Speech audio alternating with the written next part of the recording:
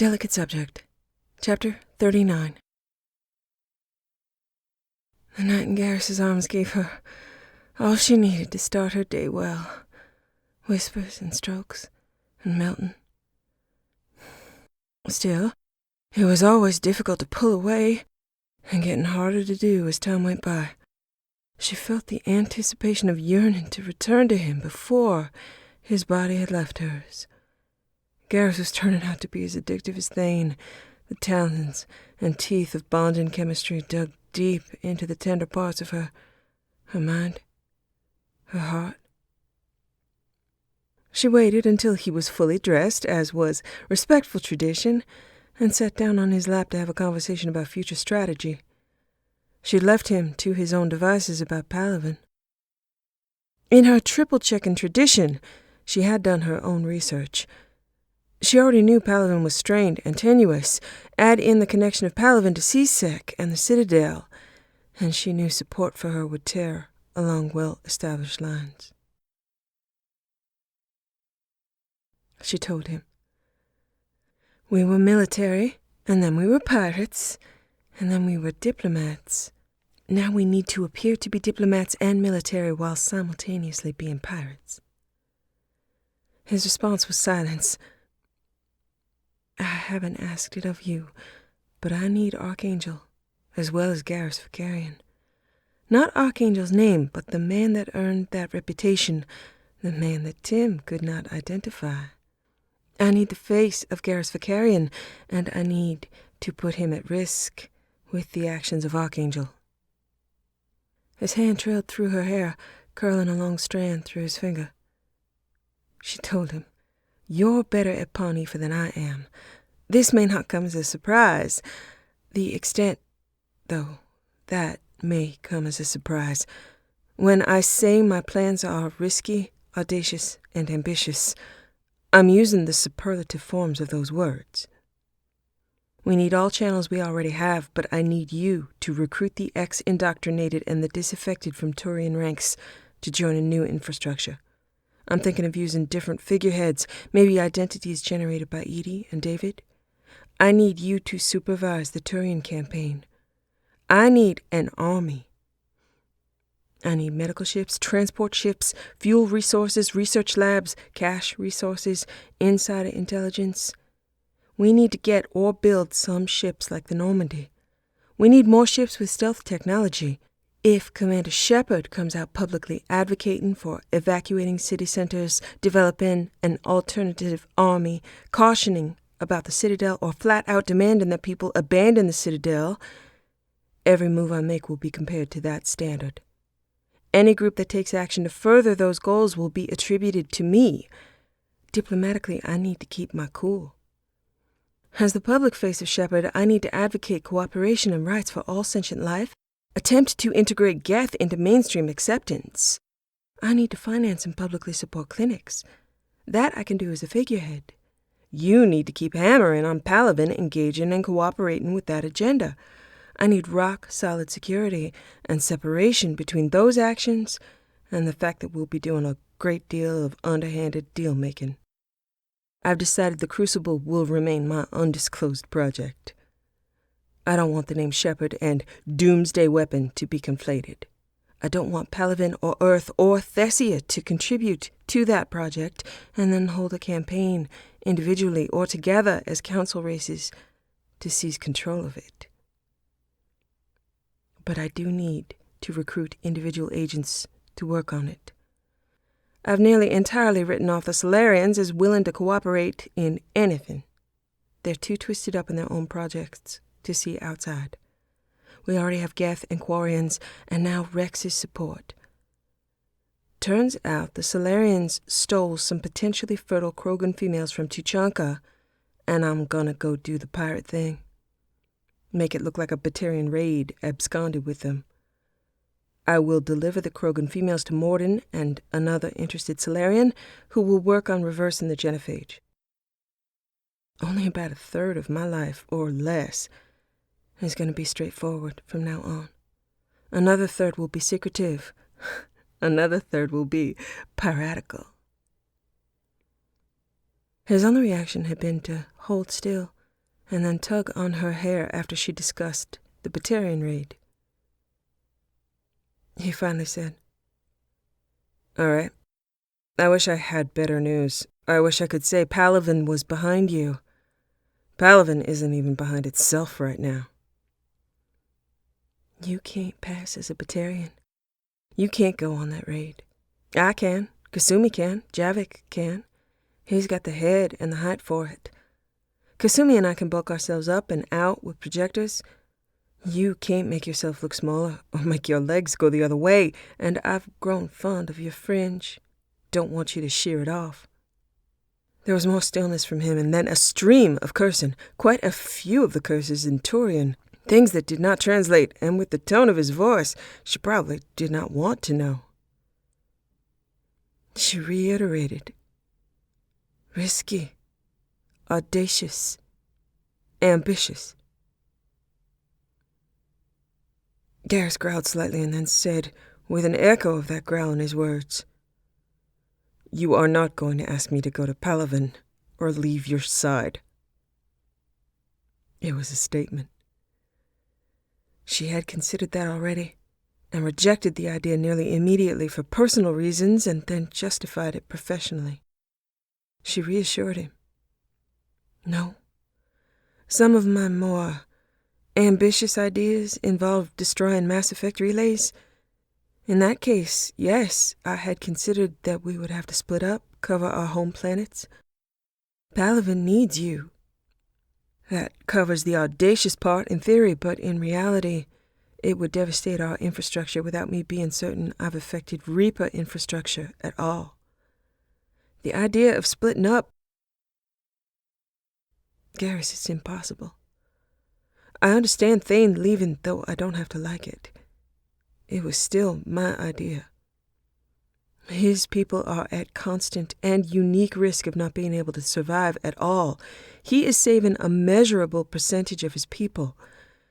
Your people are just," he supplied, seemingly satisfied with her no, hardbound, complacent, and just begging for a Reaper invasion to blame on someone else. She smiled, bitterly, but with a surge of satisfaction that he had the same read she did, the same read Vran did, the same conclusion. "Yes. Humans are the same, and I'm not going to Earth. I might put your reputation at risk, and even your body at risk on missions, but I won't risk you being captured or caught out alone if our double dealing and piracy is revealed. In theory, we tap dance long enough so by the time we have what we need, we are unstoppable, and public opinion will not matter any longer. I need you behind stealth tech. You're too important to risk." He nuzzled her hair and said, "That's my line." "You said it enough. Seemed to be my turn to say it. A lot of that decision is personal. I knew when it occurred to me that I would not seriously consider splitting up. I knew I would not send you away because I need you, and I can't, or won't, choose to be apart from you." His hand came up to her throat, and he tilted her head back, lowered his mouth to her ear, and said, "Archangel insists you take his advice." "Mm-hmm. And what would that be?" He bit at the skin of her throat, not breaking, but a sharp jangling of sensation. He moved his mouth to her ear again, his hand caressing her throat. "Archangel thinks we make it a Blue Suns raid and not a Vakarian raid. I have everything we need to know about Blue Suns operations between Zaid and my interest in killing every one of them I met on Omega. Blue Suns is composed of Vakarians, humans, and Turians. Face shields and Blue Suns armor, and all four of us can go in with voice distortion. The Solarians will go after the Blue Suns. We get on with saving the Krogan, while two uncooperative factions who richly deserve to be duped deplete their resources hunting each other, and not us." His hand stayed tight on her throat, his breath in her ear as powerful rushes of personal lust, professional gratitude, and piratical glee hit her in concurrent waves. I am reminded of what a pirate captain's second-in-command is called. The sound he made against her throat in casual, warm question went straight to the rush of lust and strengthened it. She twisted out of his grip, turned until she was taller than he was, only by choosing to have her knees rest on top of his unyielding thighs. First mate. She lifted his face to hers with her thumbs along the sides of his mandibles. She said with a satisfied tilt to her smile, "Please relay my thanks to Archangel for his advice and inform him that he will be very late for breakfast." Garrus's smile was warm. "Just wait until you hear what sort of ideas he has about easy targets for piracy. Whatever sort of ship you need, you'll have." Simultaneously surging and swamped, the first real trickle of power back into her limbs after extended helplessness and despair caught her by welcome surprise. "I am so glad to hear it. Now he's going to be late for lunch. Clothes off. I want to walk the plank." That made no sense. The clothes part did, though, right? I'll explain the rest later. His hands moved to her hips. "Yes, ma'am."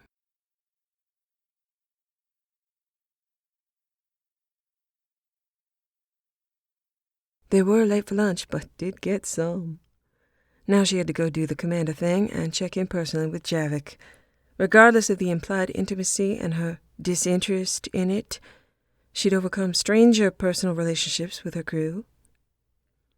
She arranged to meet him in his quarters. He'd had water tables installed, constantly circulating. She considered him, his back to her. She was good at empathy, but she could not empathize, because he was, in fact, too alien, and to do so would be presumptuous. She was going to have to start with the basics. When she'd gotten his attention, she said, "As the commander of the Normandy, it is my habit to speak to the crew members, get a read on what they need, what they want, and let them know what I expect of them. I don't want to insult you by asking basic questions, but I do want to move carefully so I do not make assumptions. Please bear with me. I have not met a Prothean before, and I will try to ask questions out of command concerns and not idle curiosity. I appreciate you helping Liara classify her research. I do not intend to frustrate you, but no doubt will." He did not look at her. "I must suggest something that I feel would increase your odds of success. If you are already doing it, I congratulate you. If you are not already doing it, I must urge you to consider it." "All right. Suggest." He turned to look at her directly, although his hands were still submerged. "You must use the mechanics of indoctrination to gain the cooperation of all life forms. If you indoctrinate all life forms and dedicate them to your fight, you can win. You will deprive the Reapers of fodder and gain loyal troops. This is an advantage we did not have in our cycle, and it is what makes your circumstances unique. Use the clinics to indoctrinate those who are not cooperative. During the war, they will be an asset and not a liability. After the war, the procedure can be reversed." Bearing this, she kept her face absolutely still as parts of her mind chimed in their opinions. The Pawn-Aoife player in her was ashamed she had not thought of it. The commander in her saw it as a factor she must consider. The fact that it had not occurred to her did not mean it had not occurred to others. Complications multiplied. Jane as a person struggled with the goal of having a civil conversation with the Prothean and refused to give signs that she wanted to hit him and was about to throw up. She met his gaze, and tried to focus, tried to think, to communicate in a way that would preserve her command, preserve her authority and options. So she asked him calmly, "Do you volunteer to go first?" She held his gaze as he thought, and his answer was a slow smile that melted the scowl on his face. Let him argue the other side, see how he did. He turned his head away and dried his hands carefully, then turned back to face her, leaning back against the table. She was scrambling to think of a logical and streamlined, easy way to explain, but perhaps that question would do the trick.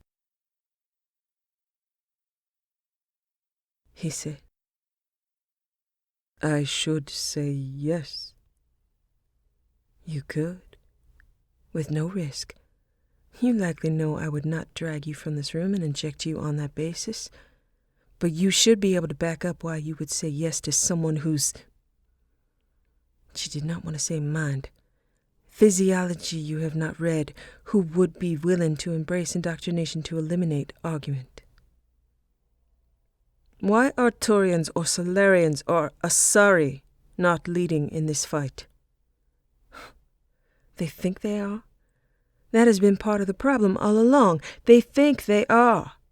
They have not been exposed to the real fight yet. They only have rumors.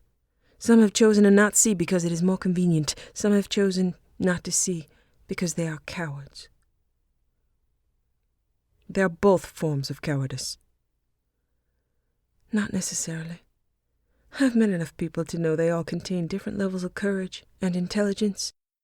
Some people barely have what it takes to get up in the morning and get through their day. If they can't see beyond that, that is not necessarily their fault. Everyone has a capacity. For some, just breathing is too much. Leaders reflect the capacity of their own people to confront trouble selfishly and not boldly, or they would not be elected by those people." "You justify weakness." "I am observant of capacity. Did all Protheans have the same capacity?" His sneer deepened, but only momentarily. Then he seemed to remember that they were in an educational and theoretical discussion, and he was not defining policy. "There is diversity in this cycle. I was born at the end of my cycle. Very few Protheans made it to adulthood, and all were trained and steeped in war by the time I was born. The minds I encountered were similar out of necessity and lack of alternatives." Having gained the moments to crystallize her viewpoint on the subject, she backtracked to indoctrination and said, "We have discovered the means of indoctrination and have been able to study it. Having been indoctrinated myself, I can verify that the mechanics of indoctrination dull intellect and self-preservation. It can only serve simple and set goals. It is not reactive, but absolute. It is also something born of necessity and lack of alternative. I needed a constant and determined indoctrinator, and it still did not work. I still rebelled. There is no flexibility in an indoctrinated person, and as time goes by, less and less in the way of initiative or the ability to plan. In my case, and I imagine in any others, internal resources are exhausted fighting the indoctrination, and very little is left for taking action. I believe it is because it inhibits self-preservation and promotes a goal antithetical to survival. All those things our higher brains are wrapped around, the engine that fuels our intellect and choice. I could feed you moral outrage about your suggestion, and I have that as well, but I will give you some intellectual, concrete reasons why what you suggest would superficially work, but ultimately fail. You see indoctrination as absolute. I see it as a fallible process with inflexible limitations. Sentient creatures have all evolved to survive in hostile environments. We had limited access to intellectual planning when we were evolving. At the base of every sentient brain is the need to survive. That is the first and foremost priority, beyond which nothing else can get done. Changing that, disallowing the input from that part of the brain remotely, interferes with too many processes and inherently changes the way the brain works. Indoctrination has gas and brake only. It is not a delicate puppetry system. It is only acceleration and deceleration, with an external source necessary for navigation. So from my point of view, there are those who are capable of the fight, have the capacity for the fight, and are motivated for the fight. Then there are others who have none of those things, but deserve to be protected. I know I can't protect them all, but I prefer to direct resources toward that goal. I choose to protect diversity, not destroy or betray it. You assume all minds have the same capacity and that indoctrination is superior in providing motivation. I disagree. Strategically, I also see that it could never be kept secret. Any large-scale indoctrination initiative would be betrayed on the basis of intelligent, capable sentient creatures discovering its mechanic. Then I would lose all potential allies of free will and create further distracting distrust and conflict. Ideally, your plan would have me gain everything, but the limitations of the indoctrination process, the secrecy and mechanics involved indicate it would not work. He studied her with cool appraisal. His regard was unnerving. She wondered about cultural pacing. He was slow and steady, pauses in his delivery, and she focused on consciously slowing down her delivery. I accept your assessment. She felt like saying, "How very neutral of you," but was not on humor terms with him. As with many things and people under her command, enthusiasm had not been a requirement for service. Considering the matter closed, she said, "How has your stay on the Normandy suited you? Is there anything I can do to assist you?" "I am disoriented, but functional." "Anything I can do to help you orient?" She thought, please don't ask if you can hold my hand. Please. Considering he had opened with the idea to indoctrinate everyone to unite under her banner, it wasn't likely. "The Asari has been asking me many questions. To some, I do not know the answers. To many, I do know the answers, but I do not see the point in revealing them. I am a soldier. I prefer to fight. The Turian has been helpful in providing armor and weapons. The water tables are helpful. Ultimately, I will be able to be a soldier and not a curiosity. On that day, I will be less disoriented. But on that day, the air will still be too thin. My skin will still have to touch things I do not, perhaps cannot, understand. The food will still be sustaining but unpalatable, and if I am injured, we will discover if I can be healed or if I die." She considered the list and thought that his point was that no, she could not help him orient. She was suddenly feeling empathy, though. She looked around the solitary space, considered the isolation and disorientation, and said, "I can answer your questions if you have any. I can listen to your concerns if you have those. You were intended to build a new civilization with people exactly like you. I would like your help to build one with people unlike you, unlike me. We are going into battle together. Soon. We're going to Rannoch first, to make a public appearance, show support for the Quarians and Geth working together. On the ship we have interface pods where you would be able to create an internal space of your own inside the ship computers. You are a soldier, but you are a person, and it will not serve my ultimate goals for you to remain detached from the possibilities of the worlds or the ship. I would like for you to find something to live for, not just maintain something to kill for. Some of our fights will be public, and some of them will be private. We are about to kidnap Krogan from the Solarians, and you will be required to impersonate a Batarian." He stared at her as though that entire interlude was incomprehensible babble. And they had been doing so well. She tried again. "All right, then. I'm your commander, but I'm also a person that believes in having a life beyond your job. For instance, my relationships with Garrus Vakarian and Thane Krios motivate me to live. The Reapers motivate me to kill. You are motivated to kill. In your prior life, were you ever motivated to live? Please do not take this as an insult. I am trying to get a read on your mental state and your needs. He drew a deep breath, his blinks and pacing giving her another sense that his eye movements meant more to him than to her. In my time, Protheans did not have a life beyond causing and avoiding death. We had time and energy only for survival, and the knowledge that what we had was insufficient. Perhaps we were not built that way. Perhaps there was no room in the compressed and pressured culture in which I was born. No family? No friends? No lovers? His eyes bored into hers as he said, "It would only be possible to show you. This is not a subject for words." It was a test, just as she suspected his assertion of compulsory indoctrination was some sort of test. She had no idea if she'd succeeded or failed. She believed she had succeeded. Trust had to begin somewhere. The Prothean beacon blew some fuses in my head. You need to trust me to not get you killed.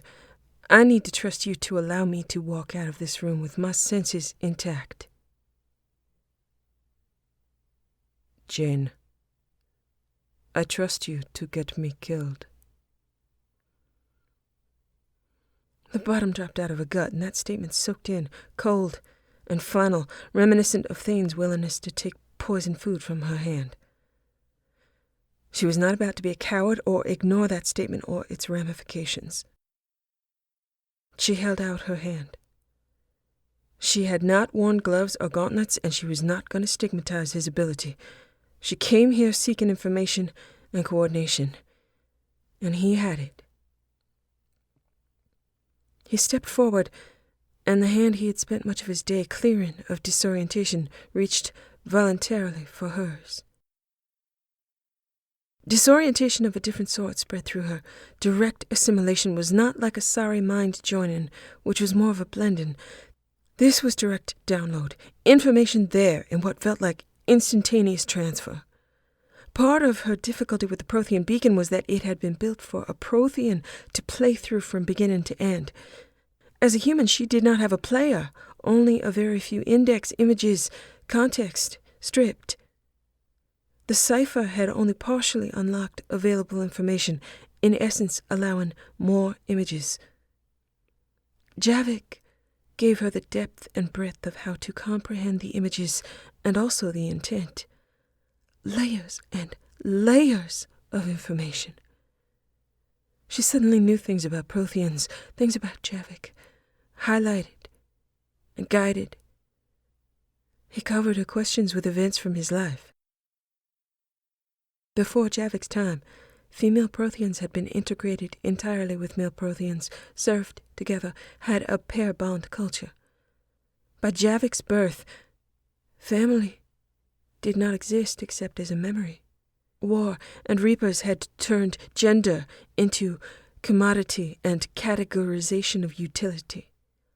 Women had been sequestered on far-flung and secretive outposts, providing genetic material, the science of conception and accelerated development. Artificial intelligence programs maintained and raised children for war. Females remained in those outposts, and males were raised to be soldiers. Birth was turned into desperate business to counteract attrition. But even the accelerated turnout of Prothean children in industrial creches had been unable to replace dead and turned adults. About 200 years into the Reaper invasion, these outposts had begun to be infiltrated by indoctrinative forces. Javik was one of the last children to leave the creche system before those outposts were converted to producing only females, indoctrinating them, and sending them back out against the male population. Javik was approximately 44 years old in Earth terms, part of why he was considered an avatar by his people. Most Protheans died in their teens when they were sent out to fight. Prothean lifespan was no longer measurable. It had once been about 80 years, but no Prothean had lived to die of old age in Javik's lifetime. By the time Javik had been placed in cryo, there had been no new Prothean children, male or female, for years.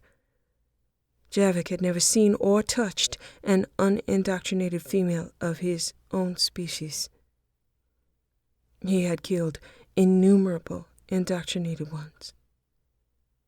He was vengeance because he had killed more of his own people than had been counted, his own survival and age, the qualifications. No competition for that title. He'd had a ship once. He'd had command, and it was command of brutal necessity. By the time he had risen to command, he saw the seed of betrayal in each person he encountered, seen in most horrifying clarity in himself. He was still fiercely loyal to them, pushed for perfection and success, did his best for them as a commander. Each one of them had been indoctrinated, sent after him personally, until he had seen everyone under his command murdered or turned. Ultimately, he had been driven to cut in the throats of the last of his crew, watching the blood pulse and stop, ultimately dry, before he would accept that they were dead and gone. The name of Javik had carried more renown than the name of Shepard. Javik had been forced to kill all of those who knew it. Javik could show her what happened at the end. She could show him what happened at the beginning. Javik and Shepard shared the experience of Reapers calling them by name. Javik and Shepard shared the experience of choosing to watch blood pump from a throat, to wait until it curdled and dried. Javik had researched the concept of sorry, and it had not been available during his lifetime because failure meant death, not from superiors, but from previous comrades. Touch had been shunned as ruinous, but had been unavoidable at times. Javik, through command, had been forced to touch many in combat, through triage, and often felt the searing knowledge of a fellow Prothean's pain and character, either at the last moments of their life when Javik closed 4 eyes, or when their indoctrinated shadow horrors clawed at him to reach his skin. For him, that bond was not avoidable or voluntary. In Javik's case, it had been counted among his talents. He was gifted at bond. He gained, absorbed, and transferred information with a savant's talent. As a result, he bore the memories of uncounted Protheans. He had been identified early in his youth and had been called upon to imprint young Protheans with the template for soldiering, watching an endless line of similarly minded young male Protheans go to war after his transferred skills and training. Javik had Jane's imprint, gained at a distance through referred memory of waking him, and then when she had gripped his wrists, searing who she was into his nervous system. She was the first unindoctrinated female he had ever encountered. Shepard was not of his own species, but she had the Prothean beacon in her mind, his final struggles in her head, and the unmistakable bearing of command. She was the first example of genuine hope he had encountered after his had been smothered and had stayed that way for 50,000 years. He would follow her. He did not promise to hope himself. Hope had the same meaning as family, something sundered, something poisoned, something lost. Her cynical assumption of sex was degrees of importance below touch, below bond. He now understood the power of her physiological template. She was healthy, she was whole, she had been indoctrinated and survived, succeeded. the name of Shepard was powerful combined with the name of Javik. Liara's questions were difficult because, yes, he was Prothean, but he was the product of a culture of necessity, and Liara's assumptions of art, wisdom, and sophistication had not been available to him except in memory. Liara imagined Protheans as she hoped they had once been. He did not wish to break her mind or hope through informing her of exactly what Protheans had become.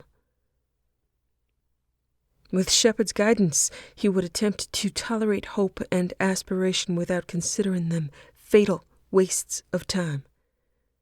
He did not believe he could generate them himself, but he could perhaps learn to be in their presence without his grief and wrath overwhelming him. Why would this cycle deserve saving when his was gone? What made a human or an Asari or a Turian believe they could conquer when his people could not? Those questions aside, he was not justice. He was vengeance. He had an enemy, and if they opposed the Reapers, he was their ally. He would attempt to hold back his prophecies of loss and futility. He would attempt to accept that hope and choice still existed, could exist, and the fight could still be won. He would trust her to get him killed, because she would not permit him to be indoctrinated. She would not allow Javik to be turned against her, and that was something he had not been able to do with all of those entrusted to follow him. She held the potential to allow him to kill Reapers, and not other Protheans. Her femininity, her humanity, anything else about her did not matter, but that he was able to touch her and see that his death would be one that served vengeance, and did not serve futility. In his opinion, they were too early in this cycle for Shepard to understand what Javik had seen, and perhaps he would reach old age before humans, Asari, Turians, Solarians, Drell were forced to cannibalize themselves emotionally and physically. Perhaps they would win. Had he the ability to understand indoctrination this early in his own cycle, had he been in command, he would have indoctrinated those who opposed him. Had he known a mind like Shepard's, he would have imprinted that beside his own in new soldiers to give them guile and hope. He could touch her, and could touch hope, if she would permit it.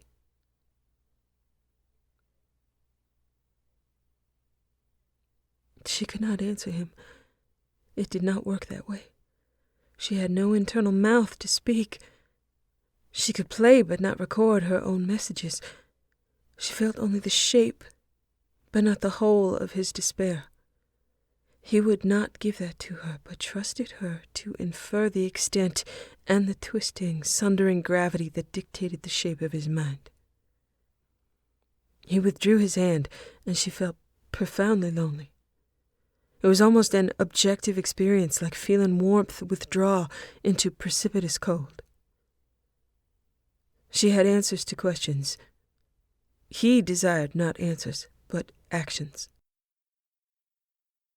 It had taken 90 seconds. She was still, and in her stunned state, she could only think, good talk. But she could not say that. She had no idea what to say. His eyes raised to hers, and he said, I appreciate the opportunity.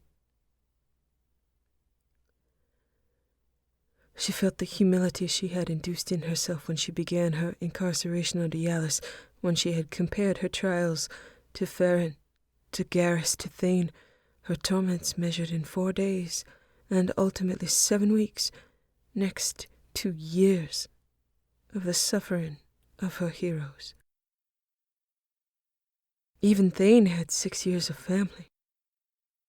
Javik's life had been futile torture in the service of vengeance. That was all that was left in the end. She told him, I appreciate the dedication. She gave him credit for attempting humor when he said, "Now I must ask, what is a Vakarian?" She explained Vakarians. She explained the raid. He listened. She eventually asked him, "So, you gonna wash your hands now?" He shook his head in the negative. She smiled and took her leave. Once again, they had an understanding.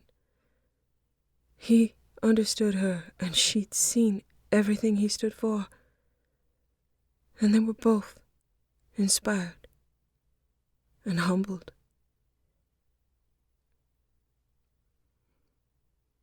She retreated to her cabin, feeling like the Library of Alexandria had been put inside her head.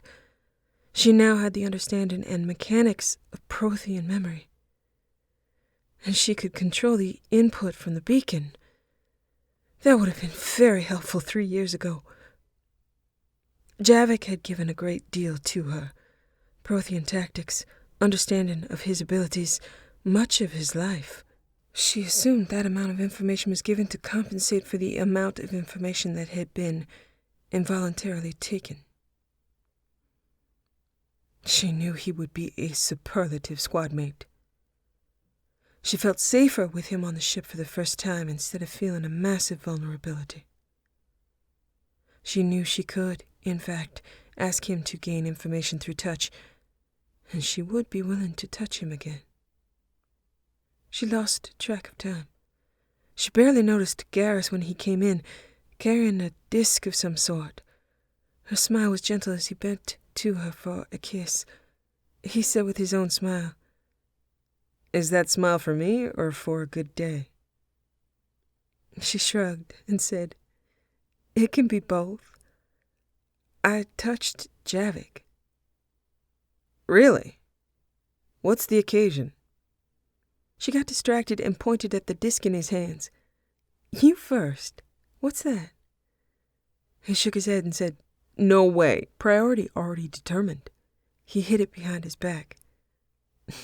All right. It was done to establish trust, which it did. He shared Prothean memory techniques, so I now understand the beacon better, and him better. Alas, for the person listening to this story. No drama, no sex. Well, some drama, just not between us. He gave me a lot of his own memories. I'm assuming that was to compensate for those taken. Short story, the man had a terrible life. The Normandy and I offer him hope. He offers enthusiastic mayhem, and we have come to an accord. Damn, no sex. My intellectual curiosity remains. He had never seen a female of his own species. They were all indoctrinated and sent after the males, so the whole thing about touching and sex was my presumption.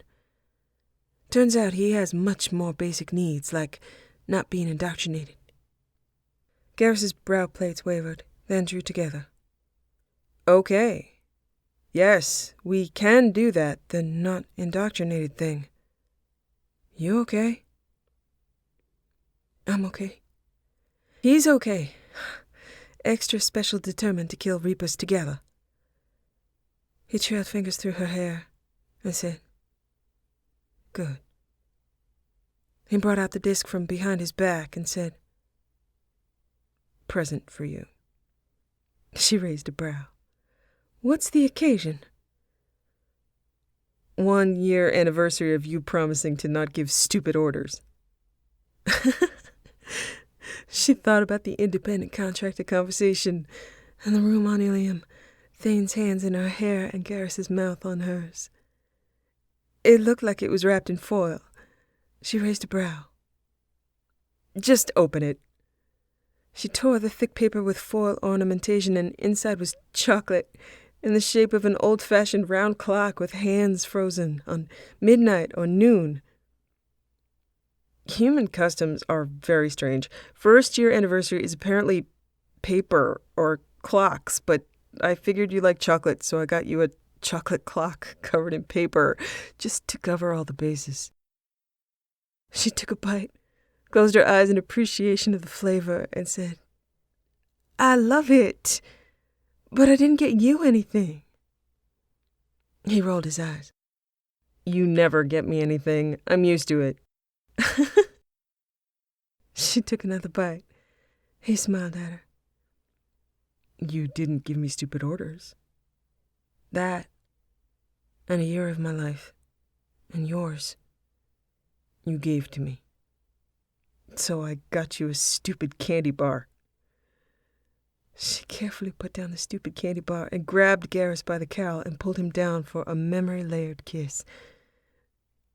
She told him, "I love my stupid candy bar."